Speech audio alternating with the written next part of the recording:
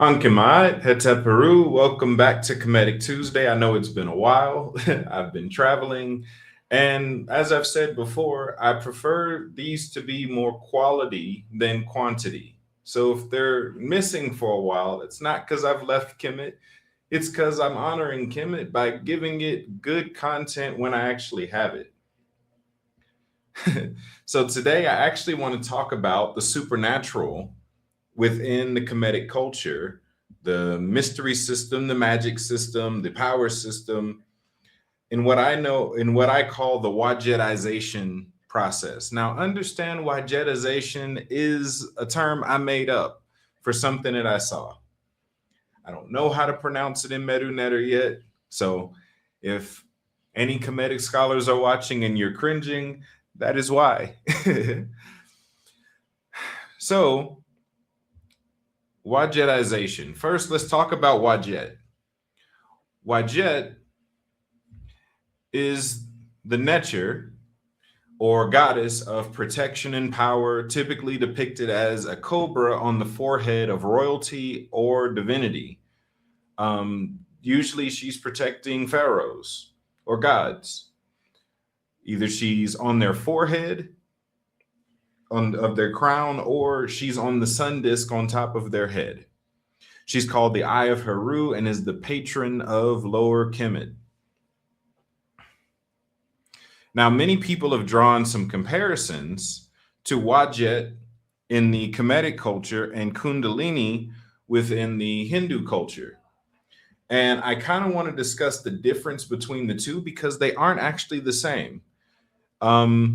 Typically, the association is that you're dealing with ancient cultures who we know have a mystery system, and you see a snake. So you assume that the snake must mean the same thing, and it does not. It actually speaks to two different ways of cultivation of two different types of energy.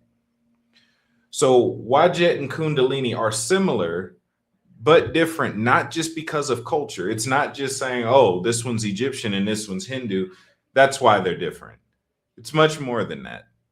So Kundalini is the serpent that rises. Wadjet is the serpent that descends.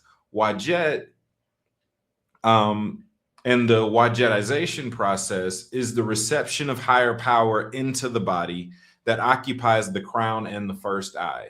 It descends from above and lands in your head. And then it nests there. It nests at the top. It never rests at the bottom. Kundalini, on the other hand, is a dormant energy present within mankind. It's something that technically you already have. So it's dormant within mankind and it lives at the base of the spine in what we know as the root chakra. And through specific exercises and processes can be risen to the crown. So you're taking a dormant energy stored at the most carnal part of our electromagnetic energy system, and you're bringing that up to a place of royalty. Now, one is a descension art, the other is an ascension art. Again, for those who are new to me, I am a descension teacher, not an ascension teacher, which means the difference between them is a simple phrase. Either it's bringing heaven to earth or it's bringing earth to heaven. I believe that your identity is already in heaven, so I don't really try to get you to leave and go there. Instead, I try to get you to come down here. Ascension tells you that you're starting off unworthy and you can eventually reach there. You're nothing, you're normal right now, but you can eventually work your way up the ladder and be something. That's just a fundamental thing. I've talked about that in previous lectures, previous sessions. So more information on that is elsewhere. Now, both are still energy. Kundalini is natural energy. It's electromagnetism that can bring you into higher realms at its higher state. It's pretty much channeling a dense form of electricity to the point where it smacks into the pineal gland through the crown and actually gives you a perception into the astral plane at its highest levels. But the farthest it goes is astral. Kundalini is not a spirit. Wadjet, on the other hand, is a higher energy. It's coming from above, and it actually transfigures the lower self by occupying the space in the eye and in the first eye and in the crown. It nests in divinity and royalty. It nests in the space of dominion over the human form. So you're dealing with something that was never carnal, that was never low, only ever high. The lowest it's ever been is the highest part of you. So another term that I've used that I've seen to describe the Wadjet is the eye that destroys Set. It's a heavenly energy that comes down and destroys the ego. It destroys the flesh. It destroys the lower self, and it helps to transfigure it to match the higher self. That's why it's called the eye that destroys Set. It burns away Isfet. It burns away chaos. Set, as a nature of his own, can represent the lower self, the ego, the flesh. Metaphors in the midst of authentic spirituality. And here we have a depiction, right? You have the Kundalini rising up, the serpent energy rising from the base to the crown.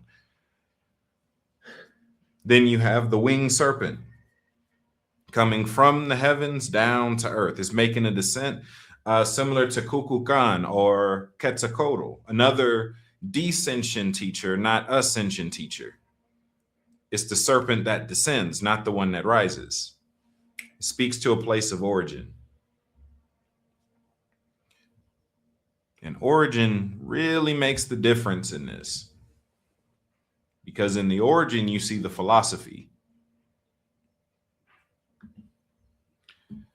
So when discussing Kemetic science, right, we have Wadjet. Wadjet's energy, or the Wadjet energy, was received, cultivated, and used by Kemetic mystics in various ways for various purposes, right? It could be used to protect, to destroy, to heal, or simply to move things. It carried the full spectrum of God power, that being generator, operator, destroyer. For my Hindus, Dattatreya and Shakti. So we have 4 scepters that I want to highlight today. There are more scepters than this, but these are the ones I want to highlight for this. So these 4 scepters represented, among other things, ways of utilizing power and an identifier of certain classes of mystic. The Jed represented the spine, and in relation to power represented the internal cultivation and usage of power, which acted as the foundation for the other 3. It was mastering bioelectricity. The spinal column itself is the electromagnetic basis of our human system. So by mastering the energy in that and how to flow and work with that, that's elementary school. That's what you have to master in order to go any further into the other options. So next we have the Ankh, which represents life, light, and truth, and was the symbol for dominantly healers. Then we have the Was scepter, represented dominion and was more of a offensive or destructive use of power, and also represented dominion over beasts and elements. The Lotus scepter represented enlightenment and was used by those who specialized in alchemy, wisdom, and truth. These are your bodhisattvas, your Buddhas, your wisdom teachers. The Was scepters, those are your warrior mages, your warrior mystics. And here is a picture of those 4 symbols: the Ankh, the Jed, the Was, and the Lotus. So now let's talk about the actual channeling of power. See, while the staffs represented different mystic archetypes, they were also actual tools used to channel Wadjet energy, or let's just say energy in general. For example, the scepter could be used, it could be transfigured by a powerful enough mystic into the form of Wadjet, a serpent or winged serpent. A higher degree had the power to transform it into a pillar of pure energy that could be thrown and returned to the user, akin to Zeus's thunderbolt or Shango's axe. You could also think of the Vajra, tool of Indra. The Lotus scepter was given to those who passed a very difficult test. They were given a premature lotus stem and had to send enough energy through it to cause it to bud and open. The degree of the lotus flower's progress was directly compared to the level of the master or initiate. A fully awakened or fully enlightened one was an embodiment of Nefertum. So you could call them Nefertim, Nefertimu, or you can call them the Buddhas, the Bodhisattvas. It's the same archetype of the one that is awakened, the flower that has budded.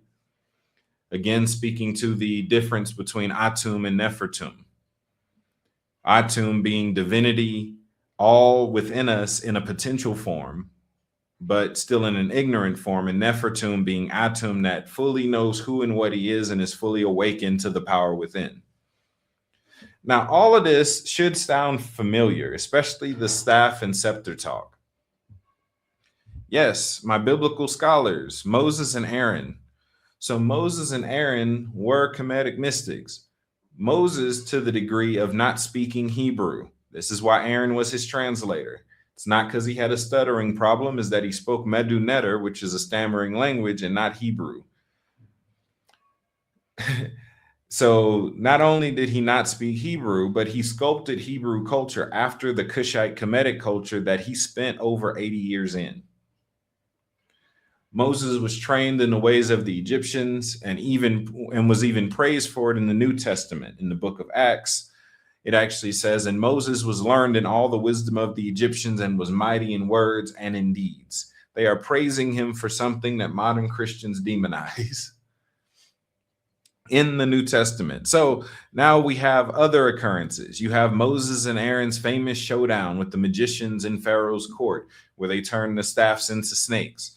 You have Aaron's budded staff. Again, the lotus flower initiation. This was a prophetic sign used to validate the Levitical or Aaronic priesthood. Moses actually creates an altar to Wadjet that ends up healing the Israelites from snake bites. And that happens in Numbers 2. He's instructed to create a bronze serpent and put it on a pole, and anyone who looks at it gets healed. That is an altar to Wadjet. Now let's talk about the Wadjetization process itself. When power falls. When performing the Wadjet ceremony, Wadjet would be invoked on specific days within the Kemetic calendar via ritual, dance, music, offering. They would do their best and show her best in order to honor and revere that specific principle, that specific nature. Those who were ready would receive the descent of her power and be blessed. Yes, they would have something similar to the baptism of Holy Spirit that would happen, where energy from above would fall on them and rest on some of them. Those who were found unworthy but still came in contact with the power sometimes just straight up died. Her qualifications dealt mainly with those who were sincere in their spiritual journey, the righteous, or those who were royalty. Those are the main people who qualified for an infilling of Wadjet. There was a certain now understand their concept of righteous dealt with being in alignment with Ma'at. Now there was a certain level of training, physical and metaphysical, that needed to be done before and after this ceremony in order to prepare for, receive, maintain, and utilize the power. You think of My Hero Academia. Deku, the main character, he's told that he's about to, he's going to receive the power from his hero, who's pretty much the most powerful hero of that time. That's the most powerful guy they know. And he's like, oh no, I can't give you my power yet. If I give it to you, you'll blow up and die. So I actually need to train you for a few months first so that your body can actually handle the energy when it comes. And eventually he does that. He has him on a strict training regimen, and then eventually he gives him the power. And that doesn't mean he's mastered it yet. He's still hurting himself. It's just that now his body can handle holding the power. He then has to spend the rest of the series mastering that power. This is very similar to what I mean by certain level of training. So they would actually hone their bodies and the different levels of their metaphysical anatomy system, the Ba, the Ka, the and all the other parts of the soul. I want to say there are 9 main parts of the soul. They would cultivate those to make sure that energy can actually be housed in their form. Some of the symptoms, the negative manifestations, dealt with intense heat, shaking, divine paralysis, meaning that they just find themselves unable to move, frozen in place. Temporary blindness, head throbbing right around the first eye and crown area, dizziness, and even trances. And then some of the gifts, other than the ones that I mentioned earlier when talking about the staffs, dealt with warding off evil, protection from mental attacks. Understand Wadjet rests in the crown and the first eye. That's where mental attacks go. She protects the mind. Heightened perception and mental clarity. So this is a brief introduction to what I call the Wadjetization process. It's the infilling of heavenly power, a specific type of heavenly power that enables you to do certain things, move in a certain vein of the supernatural.